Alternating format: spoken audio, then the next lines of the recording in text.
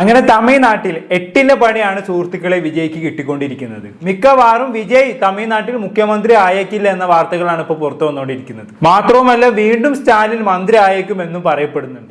അതെങ്ങനെയെന്നല്ലേ നമുക്കറിയാം. തമിഴ്നാട്ടിൽ ആകെയുള്ളത് 234 സീറ്റുകളാണ്. അതിൽ 108 എണ്ണവും വിജയിച്ചത് വിജയുടെ പാർട്ടി ആയിട്ടുള്ള TVK ആണ്. അങ്ങനെ ഇരിക്കെ TVK അല്ലാതെ മറ്റൊരു പാർട്ടി അധികാരത്തിൽ വരുന്നത് എങ്ങനെ പോസിബിൾ ആകും എന്നുള്ളതായിരിക്കും നിങ്ങൾ ചിന്തിക്കുന്നത് അല്ലേ? അതിലേക്ക് നമുക്ക് വരാം. നമ്മൾ ഈ ടോപ്പിക്കുമായി ബന്ധപ്പെട്ട് 2 ദിവസം മുമ്പ് ഒരു വീഡിയോ ചെയ്തിട്ടുണ്ടായിരുന്നു. അതിലൊരു കാര്യം പറഞ്ഞു വെച്ചിട്ടുണ്ടായിരുന്നു. അതായത് മൊത്തം തമിഴ്നാട്ടിലുള്ളത് 234 സീറ്റാണെങ്കിൽ അവിടെ ഒരു പാർട്ടി ഭരിക്കണമെന്നുണ്ടെങ്കിൽ ആ പാർട്ടിക്ക് 118 സീറ്റിൽ വിജയിച്ച് വരേണ്ടതുണ്ട്. എന്നാൽ മാത്രമേ ആ പാർട്ടിക്ക് തമിഴ്നാട്ടിൽ ഭരിക്കാൻ പറ്റത്തുള്ളൂ. പക്ഷേ വിജയുടെ പാർട്ടിയായിട്ടുള്ള TVK സംബന്ധിച്ചിടത്തോളം ആകെ ജയിച്ചത് 108 സീറ്റുകളിലാണ്. അതായത് അവർക്ക് ഭരണം കിട്ടണമെന്നുണ്ടെങ്കിൽ ഇനിയും 10 സീറ്റുകൾ ആവശ്യമാണെന്ന് അർത്ഥം. ഈ ഒരു സാഹചര്യത്തിൽ അവർക്ക് ഒറ്റയ്ക്ക് തമിഴ്നാട് ഭരിക്കാൻ പറ്റത്തില്ല. മറ്റുള്ള പാർട്ടികളുടെ പിന്തുണ തേടേണ്ടി വരും. ഇവിടെ 234 സീറ്റുകളിൽ 108 എണ്ണമാണ് TVK ജയിച്ചതെങ്കിൽ ബാക്കി വിജയിച്ച സീറ്റുകളുടെ കണക്കെടുത്ത് നോക്കുകയാണെങ്കിൽ 59 സീറ്റുകളിൽ വിജയിച്ചത് സ്റ്റാലിന്റെ പാർട്ടിയായിട്ടുള്ള DMK ആണ്. പിന്നെ ഉള്ളത് AIDMK ആണ്. അവർ വിജയിച്ചത് 47 ഇടങ്ങളിലാണ്. പിന്നെ ഉള്ളത് ഇന്ത്യൻ നാഷണൽ കോൺഗ്രസ്, അവർക്ക് കിട്ടിയത് 5 സീറ്റാണ്. ബാക്കിയുള്ളത് ഞാനൊന്ന് വായിച്ചുതരാം. PMK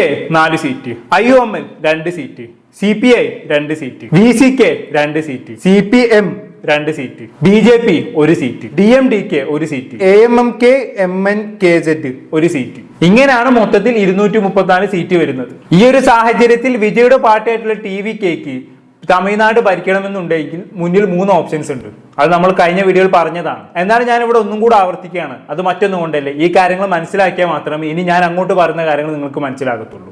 അപ്പൊ വിജയുടെ മുന്നിൽ ഇവിടെ 3 ഓപ്ഷൻസ് എന്താണെന്ന് വെച്ചാണെങ്കിൽ, ഒന്നാമത്തെ ഓപ്ഷൻ എന്ന് പറയുന്നത് സ്റ്റാലിന്റെ പാർട്ടിയായിട്ടുള്ള DMKയുടെ പിന്തുണ തേടുക എന്നുള്ളതാണ്. അങ്ങനെ വരുമ്പോൾ 108 + 59 167 സീറ്റുകളുടെ പിന്തുണ വിജയുടെ TVKക്ക് ലഭിക്കും അല്ലേ? പക്ഷെ ഇവിടെ ഒരു പ്രശ്നം എന്താണെന്ന് വെച്ചാണെങ്കിൽ തന്നെ മുഖ്യ ശത്രുവായിട്ട് വിജയ് സ്റ്റാലിനെ പ്രഖ്യാപിച്ചു കഴിഞ്ഞു. സ്റ്റാലിന് തിരിച്ചും അങ്ങനെ തന്നെ തന്റെ മുഖ്യ ശത്രുവായിട്ട് വിജയും പ്രഖ്യാപിച്ചു കഴിഞ്ഞു. അങ്ങനെയുള്ള സ്ഥിതിക്ക് TVKയും DMKയും കൂടെ ഒരുമിക്കുക എന്ന് പറഞ്ഞാണെങ്കിൽ ഇമ്പോസിബിൾ ആയിട്ടുള്ള കാര്യമാണ്. അതിനെക്കുറിച്ച് ചിന്തിക്കേ വേണ്ട. പിന്നെയുള്ള രണ്ടാമത്തെ ഓപ്ഷൻ എന്ന് പറയുന്നത് BJP പാർട്ടി ആയിട്ടുള്ള AIDMKയുമായി ഒന്നിക്കുക എന്നുള്ളതാണ്.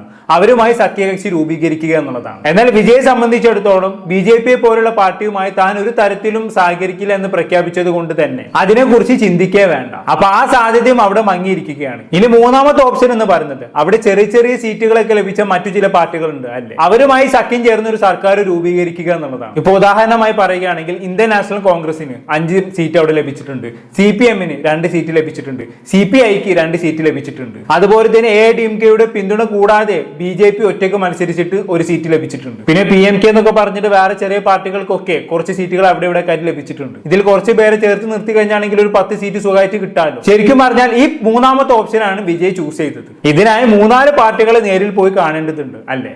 എന്നാൽ മാത്രമേ 10 സീറ്റിന് പിന്തുണ ലഭിക്കത്തുള്ളൂ. അതിനായി വിജയ് ചെയ്ത ആദ്യത്തെ പരിപാടി എന്ന് പറയുന്നത് ഇന്ത്യൻ നാഷണൽ കോൺഗ്രസിന്റെ നേതാക്കളെ നേരിട്ട് പോയി കണ്ടു, കാര്യം അറിയിച്ചു എന്നുള്ളതാണ്. അന്നേരം അവിടുന്ന് കിട്ടിയ റെസ്പോൺസുമായി ബന്ധപ്പെട്ടുള്ള വാർത്തകൾ നമുക്കൊന്ന് കണ്ടുനോക്കാം. TVKക്ക് പിന്തുണ നൽകിയ 5 കോൺഗ്രസ് MLAമാരെ ഇപ്പോൾ ഷോൾ അണിയിച്ച് TVKയിലേക്ക് ഹാർദവമായി സ്വീകരിക്കുകയാണ് TVK അധ്യക്ഷൻ വിജയ്. ഇപ്പോൾ അവരെ ഓരോരുത്തരെയും ഷോൾ അണിയിച്ച് പാർട്ടിയിലേക്ക് സ്വീകരിക്കുകയാണ്. വിവരങ്ങളുമായി മനീഷ് മൂർത്തിയാണ് ചേരുന്നത്. മനീഷ്, 5 കോൺഗ്രസ് MLAമാരുടെ പിന്തുണ ഉറപ്പായവരെ ഇപ്പോൾ പാർട്ടിയിലേക്ക് സ്വീകരിക്കുക. കോൺഗ്രസ് ഇവിടെ വിജയോട് യെസ് പറഞ്ഞു എന്നുള്ളതാണ്. ശരിക്കും പറഞ്ഞാൽ പിന്നീട് കൂടെ കുത്തുന്ന പരിപാടിയാണ് ഇവിടെ കോൺഗ്രസ് കാണിച്ചിട്ടുള്ളത്. അത് ഞാൻ പറയാനുള്ള കാരണം എന്താണെന്ന് വെച്ചാൽ, കോൺഗ്രസ് തമിഴ്നാട്ടിൽ മത്സരിച്ചത് DMKയുടെ സപ്പോർട്ടോട് കൂടിയാണ്. അവരുടെ സപ്പോർട്ടോട് കൂടി മത്സരിച്ചിട്ടാണ് 5 സീറ്റ് നേടിയെടുത്തത്. അങ്ങനെ 5 സീറ്റ് നേടിയെടുത്തതിന് ശേഷം DMKയുടെ ശത്രുവായിട്ടുള്ള TVKയോടൊപ്പം ചേരുക എന്ന് പറഞ്ഞാണെങ്കിൽ അതൊരു തരത്തിൽ പറഞ്ഞാൽ പിന്നിക്കൂടെ കുത്തുന്ന പരിപാടി തന്നെയല്ലേ. ഇവിടെ കോൺഗ്രസ് മാത്രമല്ല, ഇന്ത്യൻ യൂണിയൻ മുസ്ലിം ലീഗ്, CPM, CPI പോലെയുള്ള പാർട്ടികളെല്ലാം DMKയുടെ സപ്പോർട്ടോട് കൂടിയാണ് തമിഴ്നാട്ടിൽ മത്സരിച്ചത്. അവർക്ക് അങ്ങനെ മത്സരിച്ച് 2-3 സീറ്റുകൾ കിട്ടുകയും ചെയ്തു. എന്നാലും ഇങ്ങനെ ഒരു 5 സീറ്റ് കോൺഗ്രസിന് ലഭിച്ച സാഹചര്യത്തിൽ TVKയോടൊപ്പം സഖ്യകക്ഷി ചേരുക എന്ന് പറഞ്ഞാണെങ്കിൽ അത് പിന്നിക്കൂടെ കുത്തുന്ന പരിപാടിയാണെന്ന് പറയാതെ വയ്യ. പിന്നെ മൊത്തത്തിൽ നോക്കുമ്പോൾ ഇത് രാഷ്ട്രീയമാണ്. രാഷ്ട്രീയം അങ്ങനെയൊക്കെ തന്നെയാണ് അല്ലെ. അപ്പം കാണുന്നവൻ അപ്പാന്ന് വിളിക്കുന്ന പരിപാടിയാണ് ശരിക്കും രാഷ്ട്രീയ കളി എന്ന് പറയുന്നത്. കോൺഗ്രസിനെ സംബന്ധിച്ചിടത്തോളം അവർക്ക് തമിഴ്നാട്ടിൽ മത്സരിക്കണമെന്നുണ്ടെങ്കിൽ DMKയുടെ സപ്പോർട്ട് വേണമായിരുന്നു. അവരത് തേടി DMK അവർക്ക് ആവശ്യമുള്ള സപ്പോർട്ട് കൊടുക്കുകയും ചെയ്തു. അതിന്റെ അടിസ്ഥാനത്തിൽ അവർ 5 ഇടങ്ങളിൽ വിജയിച്ച് കയറുകയും ചെയ്തു. അങ്ങനെ 5 സീറ്റ് ലഭിച്ച സാഹചര്യത്തിൽ അവർക്ക് TVKയുടെ ഭാഗത്തു നിന്നും ഒരു ഓഫർ വരികയാണ്, നിങ്ങൾ ഞങ്ങളുടെ കൂടെ ചേർന്നുള്ളൂ, നമുക്ക് ഒരുമിച്ച് തമിഴ്നാട് ഭരിക്കാം എന്നുള്ളത്. അവരെ സംബന്ധിച്ചിടത്തോളം അവർ ആ ഓഫർ സ്വീകരിക്കുകയും ചെയ്തു. അതത്രേ ഉള്ളൂ. ഇവിടെ ശരിക്കും പറഞ്ഞാൽ കോൺഗ്രസിന് ഒരു ലോട്ടറിയാണ് അല്ലെ? നിങ്ങളൊന്ന് ആലോചിച്ച് നോക്കി, വെറും 5 സ്ഥലങ്ങൾ മാത്രമാണ് കോൺഗ്രസ് വിജയിച്ചത്. അത് വെച്ച് അവർക്ക് ഭരിക്കാൻ പോകുന്ന ഒരു പാർട്ടിയുടെ ഭാഗമാകാൻ പറ്റുക എന്നൊക്കെ പറഞ്ഞു കഴിഞ്ഞാണെങ്കിൽ ശരിക്കും പറഞ്ഞാൽ ലോട്ടറി തന്നെയല്ലേ അല്ലേ? എന്തായാലും ഈ ഒരു സാഹചര്യത്തിൽ ചുമ്മാ അങ്ങ് TVKയുമായി ലയിക്കാൻ കോൺഗ്രസ് തയ്യാറല്ല കേട്ടോ. ചില ഉപാധികൾ കോൺഗ്രസ് മുന്നോട്ട് വെച്ചിട്ടുണ്ട്. അതുമായി ബന്ധപ്പെട്ടുള്ള വാർത്തകൾ നമുക്കൊന്ന് കണ്ടുനോക്കാം. കോൺഗ്രസിന്റെ മുതിർന്ന നേതാക്കൾ മലയാളിയായ TT പ്രവീൺ MLA അടക്കമുള്ളവരും ഈ സംഘത്തിലുണ്ടായിരുന്നു. അവർ വിജയുടെ ഹെഡ്ക്വാർട്ടേഴ്സിലേക്ക് TVKയുടെ ആസ്ഥാനത്തേക്ക് എത്തി വിജയെ സന്ദർശിച്ച് നേരിട്ട് പിന്തുണ അറിയിച്ചിരിക്കുന്നത് 5 MLA-മാരാണ്. പ്രവീൺ അടക്കം TVKയ്ക്ക് പിന്തുണ നൽകിയിരിക്കുന്നത്. കോൺഗ്രസിനാകെയുള്ളത് 5 MLA-മാരാണ്. ഏതായാലും ഇത് സംബന്ധിച്ചുള്ള തീരുമാനം വന്നിരിക്കുന്നു. പക്ഷേ ചില ഉപാധികൾ കൂടി അവരുടെ ഈ പിന്തുണയിലുണ്ട് എന്നത് പ്രത്യേകം പറയണം. വർഗീയ കക്ഷികളുമായി കൂട്ടുചേരരുത് എന്നുള്ളതാണ് പ്രധാനം. ഭരണഘടനയെ അനുശാസിക്കുന്നതനുസരിച്ചുള്ള രാഷ്ട്രീയ പാർട്ടികളുമായി മാത്രമേ സഖ്യം പാടുള്ളൂ എന്നതടക്കമുള്ള ഉപാധികൾ വെച്ചുകൊണ്ട് 2 മന്ത്രിസ്ഥാനം വേണമെന്ന ആവശ്യവുമുണ്ട്. ഇത് വല്ലാത്തൊരു ഉപാധിയായി പോയി. പറഞ്ഞാൽ മനസ്സിലായോ? അതായത് കോൺഗ്രസിന് TVKയുമായി ലയിക്കാനുള്ള 2 ഉപാധികൾ എന്ന് പറയുന്നത്, ഒന്ന് BJPയുമായി ഒരു തരത്തിലും TVK സഖ്യകക്ഷി രൂപീകരിക്കാൻ പാടില്ല, അതെന്തായാലും നടപ്പുള്ള കേസല്ല. രണ്ടാമത്തെ എന്താണ്, 2 മുഖ്യമന്ത്രി സ്ഥാനം കോൺഗ്രസിന് നൽകണം. ആകെ 5 MLA-മാരാണ് കോൺഗ്രസിനുള്ളത്. അതിൽ 2 മുഖ്യമന്ത്രി സ്ഥാനം നൽകാന്ന് പറഞ്ഞു കഴിഞ്ഞാണെങ്കിൽ ശരിക്കും പറഞ്ഞാൽ ലോട്ടറി അല്ലാതെ. അതാണ് ഞാൻ തൊട്ടും പറഞ്ഞത്, ഇവർക്ക് ശരിക്കും പറഞ്ഞാൽ ലോട്ടറിയാണ്. നിങ്ങളൊന്ന് ആലോചിച്ച് നോക്കി, വെറും 5 സീറ്റ് മാത്രം ജയിച്ച് ഭരിക്കാൻ പോകുന്ന ഒരു പാർട്ടിയുടെ ഭാഗമാകാൻ പറ്റുക, അതുപോലെ തന്നെ 2 MLA-മാർക്ക് മന്ത്രിസ്ഥാനം കിട്ടുക എന്ന് പറഞ്ഞു കഴിഞ്ഞാണെങ്കിൽ ഇതിൽ പരം എന്ത് ലോട്ടറിയാണ് കിട്ടാനുള്ളത് അല്ലെ? പക്ഷെ ഇവിടെ കോൺഗ്രസിന്റെ സപ്പോർട്ട് കൊണ്ട് മാത്രം TVKക്ക് കാര്യങ്ങൾ നടക്കില്ല. കാരണം കോൺഗ്രസിന്റെ സപ്പോർട്ട് കിട്ടിക്കഴിഞ്ഞാണെങ്കിൽ നിങ്ങളൊന്ന് കണക്കൂട്ടി നോക്കി, 108 + 5 113 സീറ്റേ ആകത്തുള്ളൂ. ഇനിയും 5 സീറ്റുകളുടെ കുറവുണ്ട്. അപ്പൊ അതിനായി ഇനിയും മറ്റു 2-3 പാർട്ടികളുടെ കാല് പിടിക്കേണ്ടി വരും TVKക്ക്. എന്തായാലും കോൺഗ്രസിന് പിന്തുണ ലഭിച്ച സാഹചര്യത്തിൽ പിന്നെ TVK കാല് പിടിക്കാൻ പോയത് ഇന്ത്യൻ യൂണിയൻ മുസ്ലിം ലീഗിനെയാണ്. അവർക്ക് തമിഴ്നാട്ടിൽ ലഭിച്ചിട്ടുള്ളത് 2 സീറ്റുകളാണ്. അവരും കോൺഗ്രസിനെ പോലെയൊക്കെ തന്നെ DMKയുടെ പിന്തുണയോട് കൂടി തന്നെയാണ് തമിഴ്നാട്ടിൽ മത്സരിച്ചിട്ടുള്ളത്. അങ്ങനെ മത്സരിച്ചതിന്റെ അടിസ്ഥാനത്തിലാണ് അവർക്ക് 2 സീറ്റ് ലഭിച്ചത്. എന്തായാലും കോൺഗ്രസ് TVKയോട് യെസ് പറഞ്ഞ സ്ഥിതിക്ക് എല്ലാവരും കരുതിയിരുന്നത് ഇന്ത്യൻ യൂണിയൻ മുസ്ലിം ലീഗും TVKയോട് യെസ് പറയുന്നുള്ളതാണ്. കാരണം കേരളത്തിലൊക്കെ നമുക്കറിയാം കോൺഗ്രസും ലീഗും ഒരുമിച്ചാണ് മത്സരിക്കുന്നത് അല്ലേ? പലപ്പോഴും കോൺഗ്രസുമായി ഒത്തുപോകുന്ന ഒരു പാർട്ടിയാണ് മുസ്ലിം ലീഗ് എന്ന് പറയുന്നത്. അതുകൊണ്ട് തന്നെ കോൺഗ്രസ് യെസ് പറഞ്ഞ സ്ഥിതിക്ക് മുസ്ലിം ലീഗും യെസ് പറയുമെന്നാണ് എല്ലാവരും കരുതിയിരുന്നത്. പക്ഷെ അവിടെയും ഒരു 1 ട്വിസ്റ്റ് സംഭവിച്ചു എന്നുള്ളതാണ്. എന്താണെന്നല്ലേ ഒന്ന് കേട്ടോ. മന്ത്രിമാരുടെ കാര്യത്തിലും TVKയിൽ ചർച്ചകൾ തുടങ്ങിയിട്ടുണ്ട്.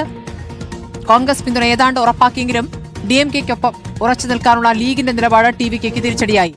അത് വല്ലാത്തൊരു ട്വിസ്റ്റ് ആയി പോയി. താങ്കൾ TVKയ്ക്കൊപ്പം സഖ്യകക്ഷി ചേരാൻ തയ്യാറല്ല, താങ്കളെ വളർത്തി ഇവിടെ എത്തിച്ച DMKയ്ക്കൊപ്പമാണ് ലീഗ് എന്നുള്ളതാണ് ഇവിടെ പറഞ്ഞു വരുന്നത്. എന്തായാലും ഇങ്ങനെ ഒരു തീരുമാനം മുസ്ലിം ലീഗ് എടുക്കുമെന്ന് ഞാൻ സ്വപ്നത്തിൽ പോലും വിചാരിച്ചില്ലേ കേട്ടോ. ഞാൻ വിചാരിച്ചത് കോൺഗ്രസ് യെസ് പറഞ്ഞ സ്ഥിതിക്ക് മുസ്ലിം ലീഗ് യെസ് പറയുന്നുള്ളതാണ്. പക്ഷെ അവര് DMKയ്ക്കൊപ്പം നിൽക്കാനാണ് തീരുമാനിച്ചത്. എന്തായാലും നല്ല കാര്യം, വളർത്തിയ പാർട്ടിയോട് കൂറുവാണല്ലോ. എന്തായാലും സാരില്ലേ, ഇനിയും TVKക്ക് മുന്നിൽ ഓപ്ഷനുകൾ ഉണ്ടല്ലോ. എന്തായാലും കോൺഗ്രസ് യെസ് പറഞ്ഞതിന് ശേഷം, ലീഗ് നോ പറഞ്ഞതിന് ശേഷം പിന്നെ TVK പോയത് CPIകളുടെ അടുത്തേക്കാണ്. അവർക്ക് 2 സീറ്റ് വീതം തമിഴ്നാട്ടിൽ ലഭിച്ചിട്ടുണ്ടല്ലോ. ഈ 2 പാർട്ടികളും LDFന്റെ ഭാഗമായിട്ടുള്ള പാർട്ടികളാണ് അല്ലെ? അതെല്ലാവർക്കും അറിയാലോ. എന്തായാലും ഈ 2 പാർട്ടികളും കൂടി യെസ് പറഞ്ഞു കഴിഞ്ഞാണെങ്കിൽ പിന്നെ 4 സീറ്റും കൂടി വിജയ്ക്ക് കിട്ടും. പിന്നെ ഒരു സീറ്റിന് പിന്തുണ കൂടി നോക്കിയാൽ മതി അല്ലെ? എന്തായാലും ആ പ്രതീക്ഷയോട് കൂടി CPI നേതാക്കളെ പോയി കണ്ട് വിജയ്ക്ക് ഇവര് കൊടുത്ത മറുപടി എന്താണെന്നുള്ളത് നമുക്കൊന്ന് കേട്ടോക്കാം. ഇന്നലെ വൈകിട്ട് CPM-ന്റെ ഉന്നത നേതാക്കളുമായി സംസാരിക്കുമ്പോൾ അവർ പറയുന്നത്, മല്ലികാർജ്ജുന ഖർഗെ അടക്കം CPM-ന്റെയും CPI-യുടെയും ദേശീയ നേതാക്കളെ വിളിച്ച് സംസാരിക്കുമ്പോൾ വിജയെ BJP പാളയത്തിലേക്ക് എത്തിക്കരുത് എന്നൊരു പൊതുവികാരമാണ് ഇവർക്കുള്ളത്. അതുകൊണ്ട് തന്നെ CPM-ന്റെയും CPI-യുടെയും സംസ്ഥാന സെക്രട്ടറിമാർ വിജയുമായുള്ള ഒരു സഖ്യത്തിന്റെ സാധ്യത തള്ളിക്കളയാതെയാണ് പ്രതികരിച്ചത്. പക്ഷേ ഈ 2 പാർട്ടികളും വിജയ്ക്ക് പിന്തുണ അറിയിച്ചുകൊണ്ട് ഗവർണർക്ക് കത്ത് നൽകും എന്ന് ഞാനിപ്പോൾ കരുതുന്നില്ല. അതിനുള്ള സാധ്യത വളരെ കുറവാണ്. DMKയ്ക്കൊപ്പം ഇത്രയും നാൾ നിന്നിട്ട് വളരെ വേഗം DMKയെ തള്ളി TVKയ്ക്ക് അനുകൂലമായ ഒരു കത്ത് കൊടുക്കുന്നത് രാഷ്ട്രീയ സദാചാരമില്ലായ്മയാണ് എന്ന് തമിഴ്നാട്ടിലെ CPI നേതാക്കൾക്കിടയിൽ ഒരുപോലെ അഭിപ്രായമുണ്ട്. എന്നാൽ അതേസമയം തന്നെ വിജയ് ഒരു നിർണായക ശക്തിയാണ്, ഭാവി കൂടി നോക്കേണ്ടതുണ്ട്. DMK തങ്ങൾക്ക് ആവശ്യമായ പരിഗണന നൽകുന്നില്ല. അതേ സാഹചര്യത്തിൽ തങ്ങൾ മുഖം തിരിക്കുകയാണെങ്കിൽ AIADMKയോ BJPയോ വിജയ്ക്കൊപ്പം ചേരും എന്ന അപകടം തിരിച്ചറിഞ്ഞുള്ള ഒരു പ്രതികരണമാണ് ഈ ഘട്ടത്തിൽ വേണ്ടത് എന്ന വികാരമാണ് കൂടുതലായി ഉയർന്നു കേൾക്കുന്നത്. അതുകൊണ്ട് തന്നെ നിയമസഭയിൽ ഒരുപക്ഷെ ഈ വിശ്വാസ വോട്ടും മറ്റും വരുമ്പോൾ CPM നേതാക്കൾ വിട്ടുനിന്നുകൊണ്ട്, CPM-ന്റെ MLA-മാർ വിട്ടുനിന്നുകൊണ്ടുള്ള ഒരു അടവ് നയത്തിനുള്ള സാധ്യതയാണ് ഈ ഘട്ടത്തിൽ തെളിയുന്നത്. വെള്ളിയാഴ്ച വരെ തീരുമാനമെടുക്കാൻ സമയം വേണം എന്ന് CPM-ന്റെയും CPI-യുടെയും നേതാക്കൾ ബന്ധപ്പെട്ട TVK നേതൃത്വവുമായി ആവശ്യപ്പെട്ടിട്ടുണ്ട് എന്നുള്ളതാണ് ഒടുവിൽ ഞാൻ മനസ്സിലാക്കുന്നത്. അപ്പൊ ആ കാര്യത്തിനും തീരുമാനമായി. പറഞ്ഞേ കേട്ടല്ലോ, CPI-യും CPM-ഉം തൽക്കാലം TVK-ന്റെ കൂടെ ചേരാൻ താല്പര്യപ്പെടുന്നില്ല എന്നർത്ഥം. അവരൊന്നിലേക്കൊന്നില്ലാതെ വിട്ടു നിൽക്കാനാണ് അവരുടെ തീരുമാനം. അത് പിന്നെ സ്വാഭാവികം. ഇത്രയും കാലം അവർക്ക് വേണ്ട സപ്പോർട്ടും പരിഗണനയും നൽകിയത് DMK പാർട്ടിയാണ്. അങ്ങനെയുള്ള DMK പിണക്കിക്കൊണ്ട് അവർ TVK-യുടെ കൂടെ ചേരാനുള്ള സാധ്യത വളരെ കുറവാണ്. 90% കുറവാണ്. വെള്ളിയാഴ്ച ഒരു തീരുമാനം അറിയിക്കാനാണ് CPM-ഉം CPI-യും പറയുന്നത്. ആ തീരുമാനം മിക്കവാറും TVK കൂടെ കൂടില്ല എന്നുള്ളത് തന്നെയായിരിക്കും. അതുകൊണ്ട് അതിനെക്കുറിച്ച് ചിന്തിക്കേണ്ട ആവശ്യമില്ല. എന്തായാലും അവിടെയും വിജയ്ക്ക് നിരാശപ്പെടേണ്ടി വന്നു എന്നുള്ളതാണ്. എന്തായാലും ഇതൊന്നും കൂടാതെ ബാക്കിയുള്ള ചെറിയ ചെറിയ പാർട്ടികളുടെ അവസ്ഥ എടുത്ത് നോക്കിക്കഴിഞ്ഞാലും അവരൊന്നെങ്കിൽ DMK-യുടെ അല്ലെങ്കിൽ ADMK-യുടെ സപ്പോർട്ടോട് കൂടി വിജയിച്ച് വന്ന ആൾക്കാരാണ്. സോ അവരും ഇതേപോലെ DMK-യും ADMK-യും പിണക്കിക്കൊണ്ട് TVK-യുടെ കൂടെ ചേരാനുള്ള സാധ്യത വളരെ കുറവാണ്. സോ അതിനെക്കുറിച്ചും ചിന്തിക്കേ വേണ്ട. എന്തായാലും മൊത്തത്തിൽ നോക്കുന്ന സമയത്ത് വിജയ്ക്ക് ആകെ കിട്ടിയത് കോൺഗ്രസിന് സപ്പോർട്ട് മാത്രമാണ്. അതാണെങ്കിൽ 5 സീറ്റ് മാത്രമേ ഉള്ളൂ. ഇനിയും 5 സീറ്റ് പിന്തുണയുടെ കുറവ് വിജയ്ക്കുണ്ട്. എന്തായാലും അതൊക്കെ അവിടെ നിൽക്കട്ടെ, അതൊക്കെ നമുക്ക് പിന്നീട് തരപ്പെടുത്താം. തൽക്കാലം നമുക്ക് ഗവർണറെ കണ്ട് സത്യപ്രതിജ്ഞ ചെയ്ത് മുഖ്യമന്ത്രിയാകാമെന്ന് വിചാരിച്ച് വിജയ് എന്താക്കി, നേരെ ഗവർണറെ കാണാൻ പോയി. അന്നേരം അവിടെ വീണ്ടും അടുത്ത ട്വിസ്റ്റ്. നമുക്ക് എന്തായാലും അതൊന്ന് കണ്ടോക്കാം. അപ്രതീക്ഷിതമായ നാടകീയമായ നീക്കങ്ങളാണ് തമിഴ്നാട്ടിൽ സംഭവിക്കുന്നത് എന്ന് പറയാതെ തരമില്ല. കാരണം ഒരു വശത്ത് വിജയ് നാളെ സത്യപ്രതിജ്ഞ ചെയ്ത് മുഖ്യമന്ത്രി കസേരയിൽ ഇരിക്കും എന്ന തലം വരെ എത്തിയതാണ്. അപ്പോഴാണ് ഗവർണറുടെ ചെക്ക് വരുന്നത്. ഗവർണർ കൃത്യമായ നിലപാടെടുക്കുന്നു. 118 എന്ന കേവല ഭൂരിപക്ഷത്തിന്റെ മുഴുവൻ MLA-മാരുടെയും ഒപ്പുമായി വരൂ, അങ്ങനെയാണെങ്കിൽ മാത്രം സത്യപ്രതിജ്ഞയ്ക്ക് ക്ഷണിക്കാം എന്നതായിരുന്നു നിലപാട്. പക്ഷേ വിജയെ സംബന്ധിച്ചിടത്തോളം മാത്രമില്ല, 113 മാത്രമേ ഉള്ളൂ. 113 സീറ്റുകളെ കോൺഗ്രസ് കൂടി ചേർത്താൽ തന്നെ കിട്ടുള്ളൂ. മാത്രമല്ല പെരമ്പൂരിലും തൃച്ചിയിലും വിജയ് തന്നെയാണ് ജയിച്ചത്. അങ്ങനെ വരുമ്പോൾ 112 എന്ന നിലയിൽ മാത്രമേ MLA-മാരുടെ കണക്കെടുക്കാൻ കഴിയുകയുള്ളൂ.